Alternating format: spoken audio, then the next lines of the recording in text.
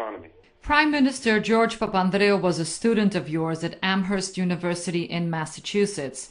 If he came to you for advice, how would you suggest he handles Greece's current financial problem?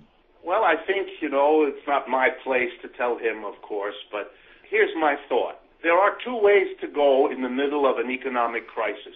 You can be very frightened, and you can do what the powerful tell you to do, and forget the fact that the powerful are telling you to do something that's good for them, but not good for the mass of people. That's one way to go. There is an alternative, and that alternative is to become a champion of getting out of the crisis, not by helping the top and then hoping that the benefits trickle down. We call that in the United States trickle-down theory, but to go the other way, to focus your efforts to rebuild a broken capitalism by helping those at the bottom, by providing more jobs, not fewer, by paying better salaries, not lower ones, in the hope and in the belief that the benefits will trickle up to the corporations who will have better workers and better consumers.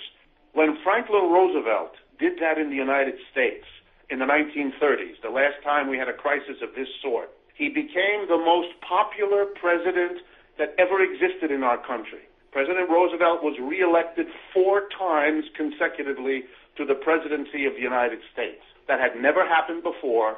It has never happened since because the Republican Party got so frightened it passed a law saying you can't be president more than twice.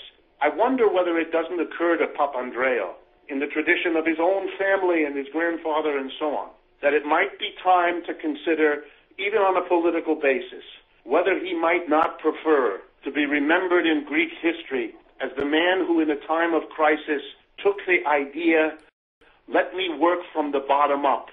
Let me try to rebuild this crisis by becoming a hero for the mass of people, by saying we build an economy from the foundation of its people and not on the basis of a financial oligarchy and a collection of big corporations that did very little to prevent this